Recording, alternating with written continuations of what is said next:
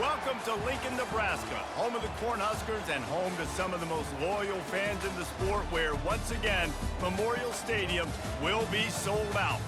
We've got a terrific matchup for you today, rich in pageantry and tradition, and it ought to be a fantastic clash. As we'll see, the Sharks taking on a team from the Big Ten, the Nebraska Cornhuskers. For EA Sports College Football, Reese Davis with you alongside David Pollack and Jesse Palmer. Time to get this game started.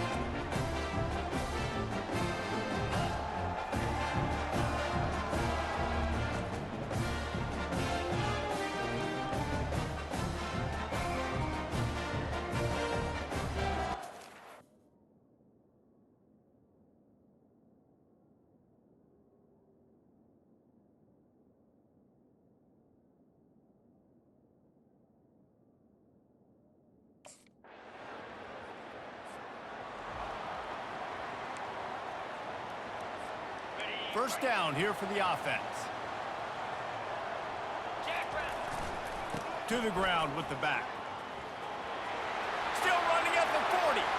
He's loose. Tavon Austin with a huge touchdown. It's a huge touchdown for Nebraska. Man, this guy is such a weapon because he's so dangerous if he gets into the second level. Great vision, and then David shows him his speed.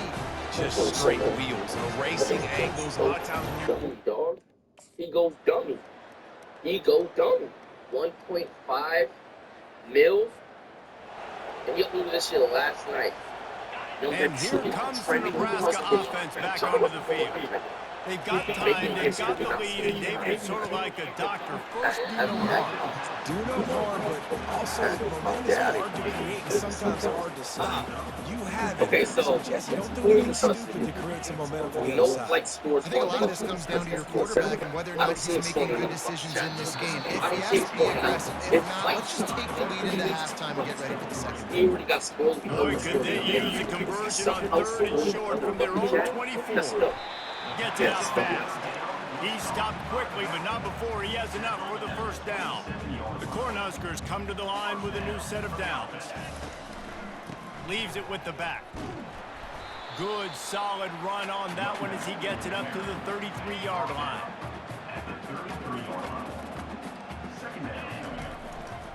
Single back formation, and they give it to it.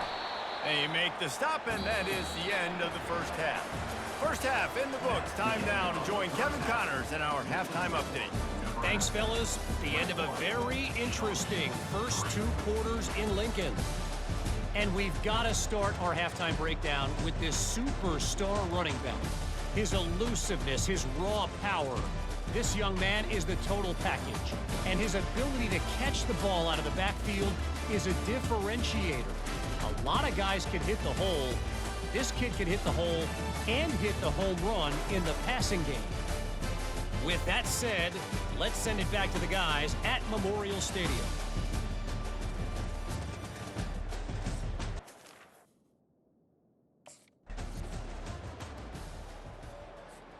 The Cornhuskers ready to go back to work on offense. If it's working, why change it? And that running game was working in the first half. I imagine we'll see a lot more of it here in the third quarter. And you just know the offensive line was telling their coordinator, put this on us. Let us continue to go out there, push these guys around. We can put this game on our back and end this thing by running the ball. And this is a manhood question for this defense. Like, as a defensive lineman, and you're pounding the rock, like, I got to physically rise to this challenge. This defense has to play more inspired and more physical in the second half. It's third down from their own 34 as they try to keep the drive moving. To the ground to try to move the chains. Nice job to get it past the sticks, and they get him down at the 35. And here on first down, let's see if they keep it on the ground. Give to the running back. You want to make sure to maximize those types of runs, and he gets it out to the 41. It's the MO of this offense. The Huskers are marching down the field. They'll try the run. He's knocked down in the backfield. He'll lose a couple. Don't you love energetic defenses that fly around, that make things happen?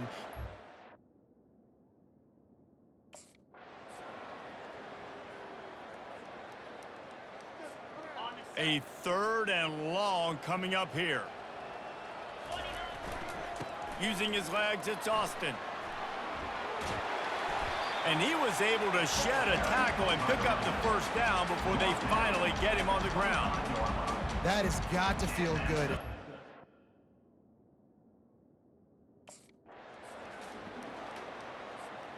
Got 3 on first down. It's 2nd and 7. Moving the running back, trying to get the D to tip its hand. Looking for a man. It's Raiola.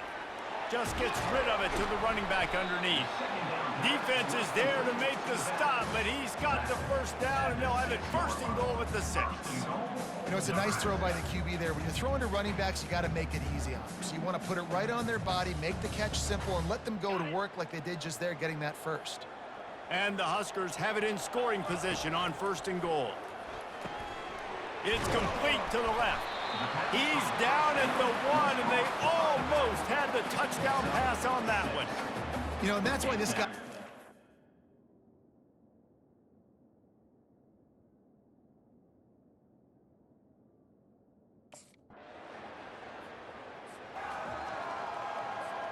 Looking for a productive play on 1st down.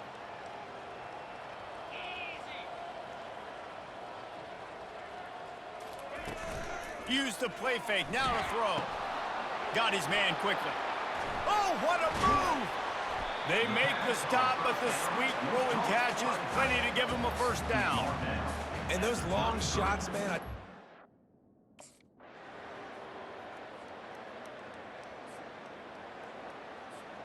And here comes the Nebraska offense back onto the field.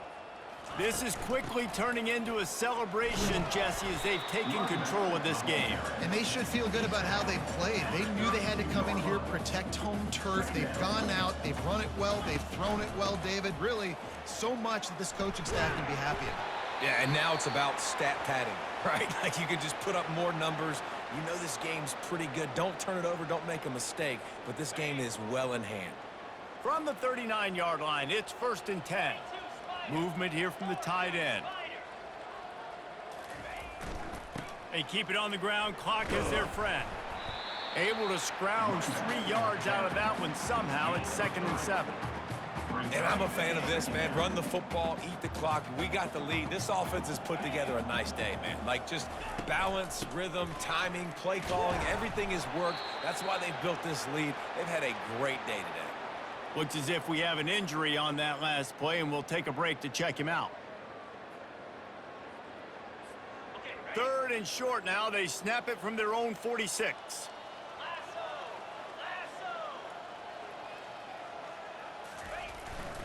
They'll stick to the ground looking for the marker. That'll be enough for a 1st down as he crosses the 50 and gets it to the 48. The big reason why his team has the lead right now late is because of his performance running the football. Well over 100 yards in this game. They knew that they were going to have to really put a lot of pressure on him. He'd have to shoulder the load, and he has delivered for his offense all game long. Got room at the 35. He got a bunch and looked close to getting a lot more, but he's got the 1st down. The Cornhuskers come to the line with a fresh set of downs. Looking for a gap. It's Austin. Finds a crease at the 20. Touchdown, Huskers! And the route is on. They tack a little more onto this lead, and they're on their way to a 3-0 start. And this always is the debate of where you fall. It's your job to stop me or... Winning can become a habit. Now they've won back-to-back games and probably building a little confidence from that. Yeah, and you want it to be a habit. That's what you talk about as a coach week after week. Let's build. Let's create momentum and continue to build on it. Continue, and then you look up at the end of the season, you never know where you could be, what dreams you could bring to reality. At the end of the day, I think good teams find ways to win games. And over these last 2 games, it hasn't always been easy. They've had to overcome some adversity, but at the end of the day, they were able to step up, make the plays necessary, and do that. Very, very impressive. That's going to do it for us. For Jesse Palmer, David Pollack, our entire broadcast team, I'm Reese Davis. This has been another presentation of EA Sports College Football.